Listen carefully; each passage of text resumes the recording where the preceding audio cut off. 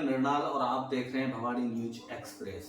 मैं बात करूंगा वक्फ बोर्ड को लेकर के, जिस तरीके से केंद्र सरकार एक बिल लेकर के आई है और इसमें पुनः संशोधन चाहती है। इसमें उनका सीधा आरोप है कि कहीं तक इसमें भूमाफियाओं की दखलंदाजी देखी गई है। इसी को लेकर के सरकार ने बिल पास किया, लेकिन दुर्भाग्यपूर्ण स्थिति ये रही कि ये बिल कहीं तक निरस्त होता हुआ नजर आ रहा है। इसको संयुक्त संसद परिषद को दे दिया गया है और इस बिल पर चर्चा वही करेंगे, समीक्षा वही होगी, क्योंकि जैसे ही सरकार इस बिल को लेकर के आई थी तो उन्होंने ही सहयोगी दल टीडीपी आंध्र प्रदेश ने इसका विरोध कर दिया और उसको रोकने का काम किया। हालांकि कयास ये लगाए जा रहे हैं कि जो कांग्रेस सरकार है, कांग्रेस सरकार में जो मजबूत जो विपक्षी दल है, इसके जो विरोध में है। और फिर वहां की अगर आंध्र प्रदेश की बात करूं तो जगन मोहन रेड्डी जो कि सबसे बड़ा विपक्ष है आंध्र प्रदेश में, वो इसका फायदा लेना चाह रहे थे, लेकिन अब ये फायदा नहीं मिल पाएगा क्योंकि इस बिल पर पूरी तरीके से रोक लगा दी गई है। और ये रोक ही कहेंगे क्योंकि ये ठंडे बस्ते में जाता हुआ नजर आ रहा है। हालांकि मैं बिल की बात करूं तो ये 1954 में आया था और इस पर समय समय पर संशोधन होते रहे हैं। बात करूं 1995 की, 1995 में भी इसमें संशोधन किया गया था।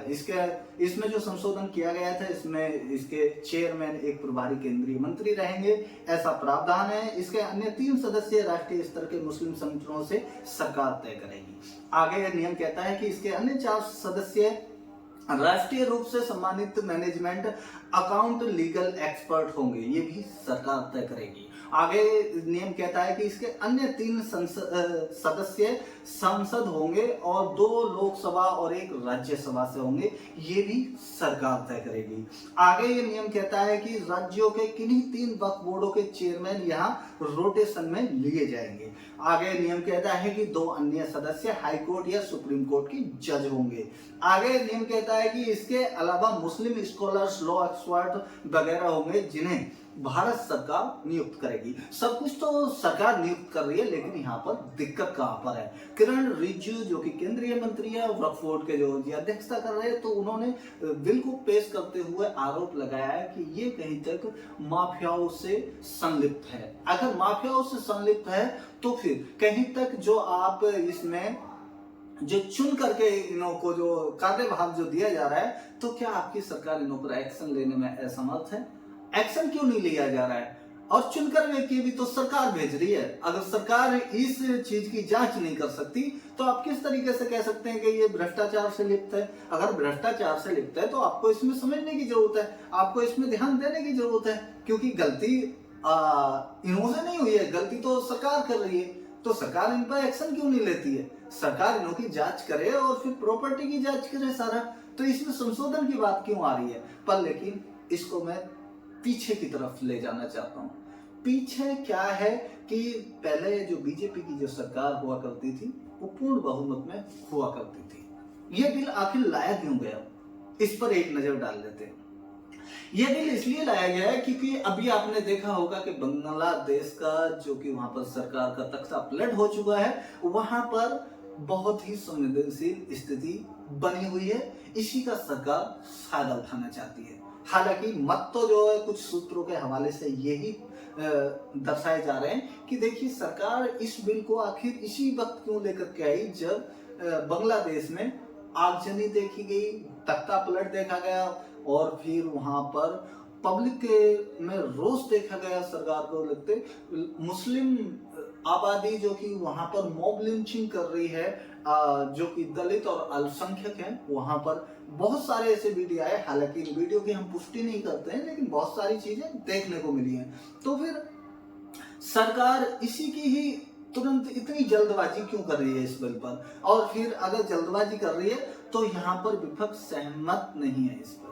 विपक्ष पूरी तरीके से इसका विरोध कर रहा है और फिर जाहिर सी बात है 1995 के नियम अनुसार विरोध होना भी चाहिए, क्योंकि भाई सब कुछ तो सरकार कर रही है, सरकार ही चुन रही है। और फिर इसमें ऐसा नहीं है कि मुस्लिम के किसी उसका जो अजी कह लें कि भाई हस्तक्षेप है। अरे सरकार ही सब कुछ तय की, जुडिशियल तय कर रहे हैं, सब कुछ तो तय कर रहे हैं, सांसद, केंद्रीय मंत्री सब संलिप्त हैं इसमें।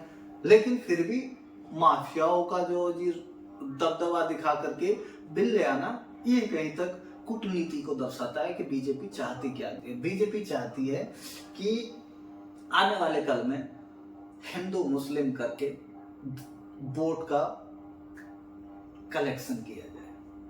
आने वाले कल में चुनाव हैं विधानसभा के, कई राज्यों में होने वाले हैं। इसमें भी जो जिस तरीके से जैसे कि हरियाणा में अभी चुनाव होने वाले हैं, तो फिर वही है कि सरकार इसका लाभ लेना चाहती है। सरकार ये दिखाना चाहती है कि देखिए हमने ये एक्शन लिया। पल्ले दुर्भाग्यपूर्ण बात ये रही बीजेपी के लिए कि बीजेपी के ही जो समर्थित जो दल हैं, टीडीपी ने इसका विरोध कर दिया है।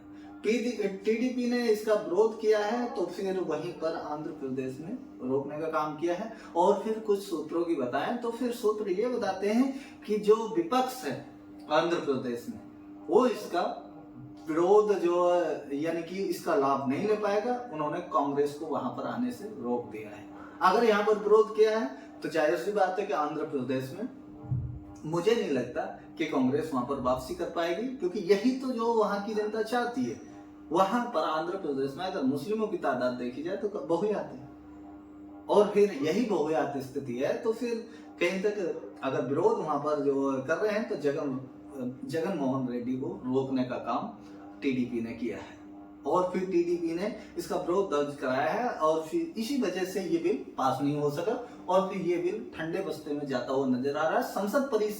संसद यानी संयुक्त संसद परिषद इसकी निगरानी करेगी और फिर इस पर कोई निर्णय लेगा। तो इसलिए इस बिल की मैं बात कर रहा था। इसके कुछ नए और पुराने जो नियम के बारे में मैं आपसे चर्चा कर लेता हूँ कि क्या है इसके नए और पुराने नियम।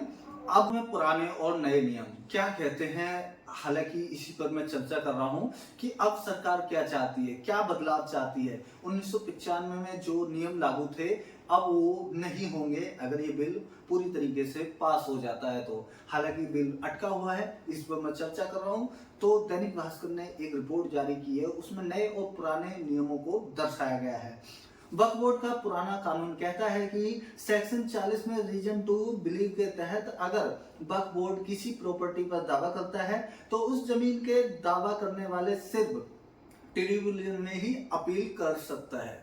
इसके अलावा अब का जो नया नियम जो कहता है वो वक्फ बोर्ड का नया प्रस्तावित जो बिल है उसमें नियम ये कहता है कि नए बिल के अनुसार जमीन पर दावा करने वाला ट्रिब्यूनल के अलावा रेवेन्यू कोर्ट, सिविल कोर्ट या हाई कोर्ट में भी अपील कर सकेगा।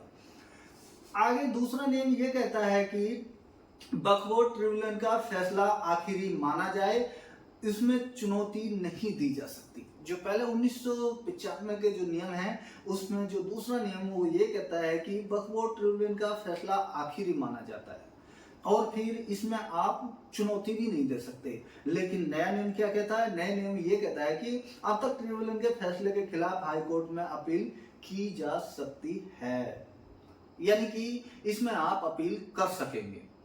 आगे तीसरा नियम ये कहता है कि किसी जमीन पर मस्जिद हो या उसका उपयोग इस्लामिक उद्देश्य के लिए हो रहा हो तो ऑटोमेटिकली वो जमीन वक्फ बोर्ड के संपत्ति हो जाती है।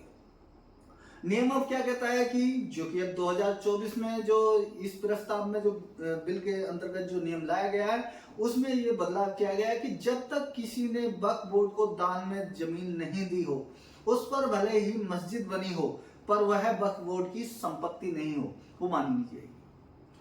आगे नियम कहता है कि चौथा, वक्फ बोर्ड में महिला और कोई बतौर अन्य धर्म के लोगों की ऐसी एंट्री नहीं मान्य होगी, यानी किसी की भी एंट्री नहीं है। जो पहला जो नियम है उसमें आप किसी की एंट्री बहाल नहीं कर रहे हैं, चाहे महिला हो चाहे अन्य किसी भी धर्म का सदस्य हो, वो इस पर अमान्य है। लेकिन अब नए नियमों में जो प्रावधान जो किया गया है उसमें यह किया गया है कि वक्फ बोर्ड में 2 महिलाओं और अन्य धर्म के 2 सदस्यों को एंट्री मिलनी चाहिए। तो ये है नए नियम जो कि मोदी सरकार लागू करना चाहती है। 1995 के तहत जो नियम थे उसमें उन्हीं को देखते हुए यहाँ पर कुछ माफियाओं को देखा गया, वो माफियाओं को इससे जुड़ा हुआ देखा गया, और फिर बहुत सारे भूमि अधिग्रहण को लेकर के जिस तरीके से बीजेपी आरोप लगा रही है उन्हीं को मद्देनजर रखते हुए बीजेपी इस बार बिल को पास कराना चाहती है, लेकिन इसका विरोध हो चुका है और ये ठंडे रास्ते में जाता हुआ नजर आ रहा है। दोस्तों, इस पर आपकी क्या है प्रतिक्रिया, वो हमें अपने कमेंट बॉक्स में बताइए।